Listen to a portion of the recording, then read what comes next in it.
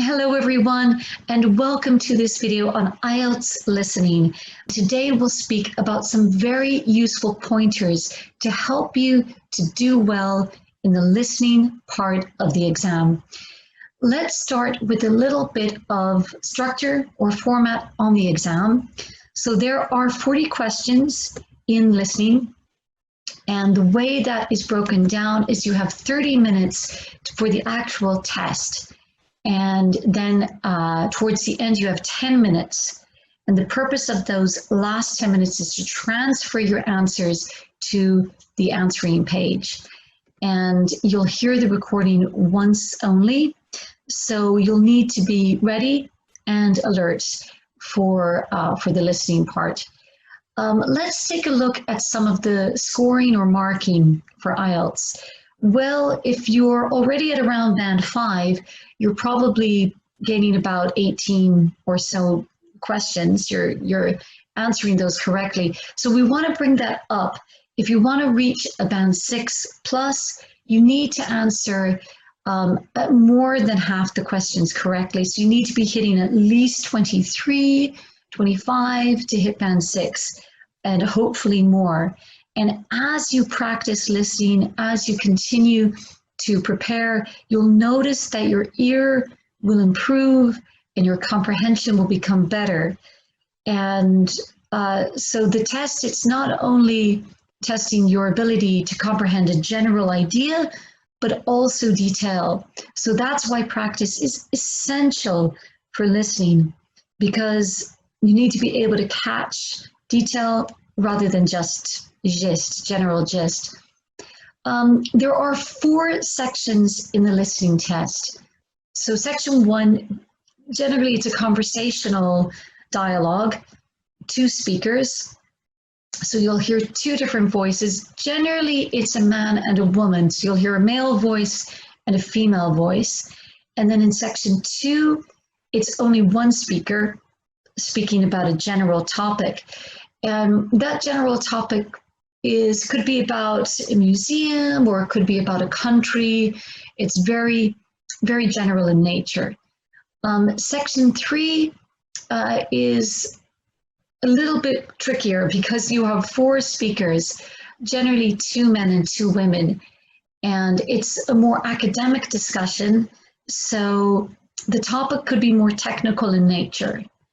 And then section 4, you have just 1 speaker speaking about an academic subject, and that subject could be anything. It could be about science or a technical and industrial topic. So it really varies. You don't know in advance what it could be, but we do know it will be more technical.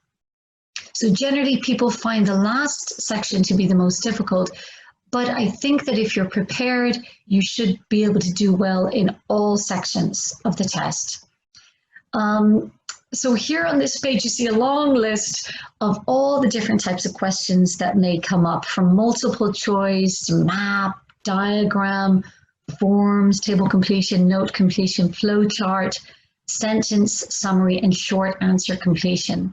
So a lot of different types of questions, but today we'll focus specifically on table completion, and the techniques that we will follow in this video will help you also with form, diagram, and other types of completion questions, because it's all about identifying what is missing and also connecting that with the key words in the table or in the text that you're looking at. So this is a typical question that you will get on table completion. So you'll see, you'll hear an audio. I mean, it won't be a video like this. I've just added the video here for the sake of the audio. But of course, normally you will just hear a recording. And you'll also have a video, a table similar to the one on the screen here. So you'll have some titles, you'll have some headings, and then you'll have some gaps on the table itself. And you will have some instructions. So it's very important to read the instructions. So here, let's take a look at the instructions on the screen here. So you will listen to an audio or video about the advantages of online training. Answer questions 1 to 4. Write no more than 2 words and or a number for each answer. So make sure that you follow these instructions. If it says write no more than 2 words, then do not write more than 2 words. And numbers are counted as words. So if you write a number in your answer, that is the same as writing a word, okay? So if it says no more than 2, don't write more than 2. If it says no more than 3, don't write more than 3. So that's very important. Let's take a look at the table itself. First, make sure that you read, in the first couple of minutes, read and understand the title of the table. Study each axis of the table. So here we're looking at the horizontal axis. On the top, we can see feature and advantage. And then look at the vertical axis, the titles, learning sequences, feedback, pause, rewind and repeat, online simulations, and peer learning. So now we understand that we're looking for feature on the left and we're looking at advantages on the right. So if we study the gaps on the right, we know that these are the advantages and they describe the features on the left side, okay? So we have the features on the left and the advantages which have gaps. So we want to fill in these gaps as we listen, okay? So if we look more closely at the gaps, we'll see, for example, in number 1, learning sequences is the feature, and the advantage is that students are blank with the material as they go along. So what does that mean? Well, it could be an adjective that is missing. Students are happy or they are sad or they are, so we're looking for an adjective. And then in number 2, students can receive something feedback. So that also looks like an adjective. Number 3, this enables a self-phased something style. Again, it looks like an adjective that is missing. And then the last one, peer learning, students learn from gap. That looks like a noun that's missing. They learn from something or they learn from someone. So now you've taken 2 minutes to look at this text. We see from the gaps that there are some adjectives and maybe a noun here, number 4, missing. So, and we know what the topic is. The topic is online learning. There's something about learning sequences, feedback. And so we have all of the titles here. These are the key words that we are listening out for.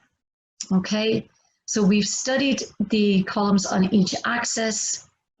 We know what the keywords are, so you need to listen out for the keywords in the audio, the learning sequences, the feedback, pause, rewind, and repeat, online simulations, peer learning. Okay, so now you know what to listen for.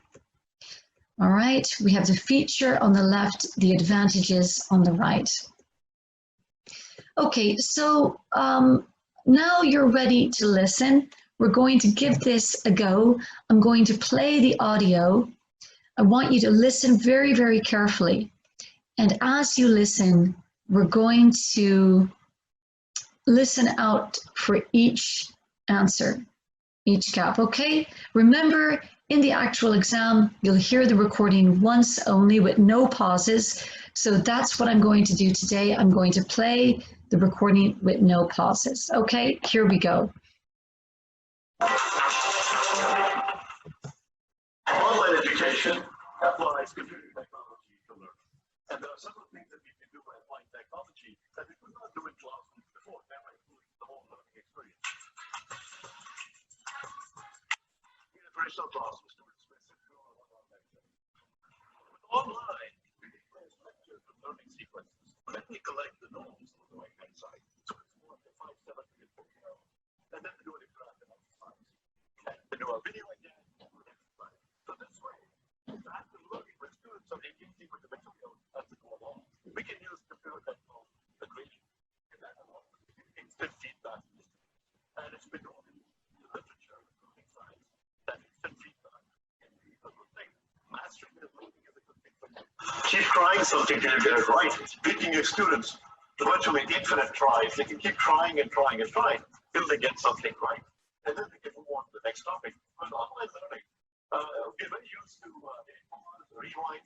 In fact, our learners are telling us that with some of the videos, they are able to rewind multiple times. Many students view the video, read the transcript, and watch the video at 1.5 times speed. For yourself, you're talking about biochemistry, macromolecules, T-cell. And this enables much more facility-based and flexible style of learning. We can be much more engaging with the student.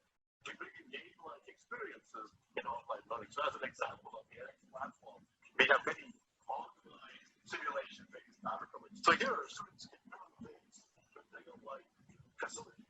And by doing that, they get engaged, they get gamification in the future. They can keep trying and trying with various kinds of components online. And the gamification can be very engaging for students to be online labs. And finally, on a discussion forum, students are asking questions and working with each other, answering each other's questions. And oftentimes, by working together on answering questions and learning from each other, that style of learning can be much more engaging and make students learn like each other. So these are some examples of how online learning can really help students learn better than traditional methods. Okay, so how did you get on? As you could hear, the speaker spoke very, very quickly, and also, you know, the person speaking, by the way, is a famous online CEO of an important company in India. So he does speak very quickly. However, fortunately, you did see a lot of the key words flash up on the video, so that helps you. But of course, in the IELTS exam, you won't have a video. You'll only be able to hear. So you need to be ready to hear those key words. Maybe you heard some words like feedback, self-phased, gamification.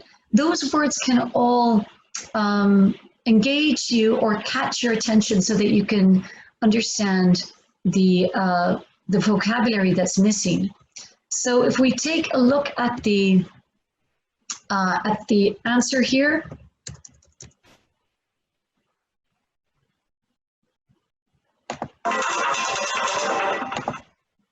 so if we take a look at the answers here we go. There's a little delay there. So if we take a look at the answers here, we can see the words that are missing. Students are engaging with the material. They can receive instant feedback. This enables a self-phased, flexible style of learning, and students learn from each other. So I hope that you got at least one or two of the answers there. If you didn't, don't worry.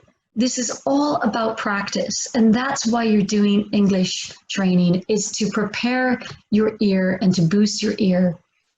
And again, as you can see, I followed the instructions. I did not write more than 1 or 2 words. I put 2 words maximum. So I followed the instructions in this. And yeah, so again, you're hearing out for those key words.